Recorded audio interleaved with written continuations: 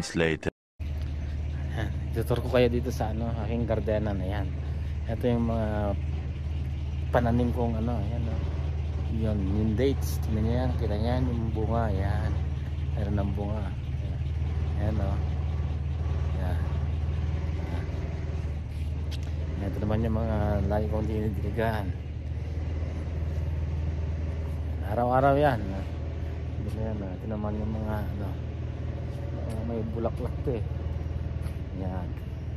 Araw-araw yan dinidiligan ko, kaso lang ngayon hindi pa ako nagpagdilig. Medyo tuyo na sila, pero umayang gabi didiligan ko pagkatapos ng trabaho. Ubi ako, magdidilig pa ako. Ayan, hanggang alas 11 ganon. Alas 11 ng gabi dito. Ayan. Meron din akong dito lemon. Ayan. Na maliit pa. Ayan. Tingnan naman tayo dito sa kabila. Dito, yan. Sa may lemon. Tsaka sa may dates.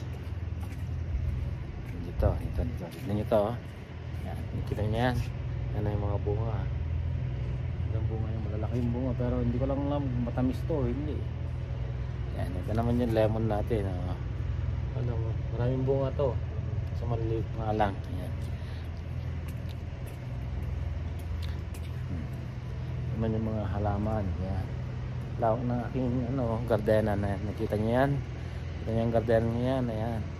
Yan yung aking gardena. Araw-araw yan. Diligan ko. Linisan yan bago ko pumasok sa trabaho. Yan mga kapatid. Ito naman yung dates na ito yan.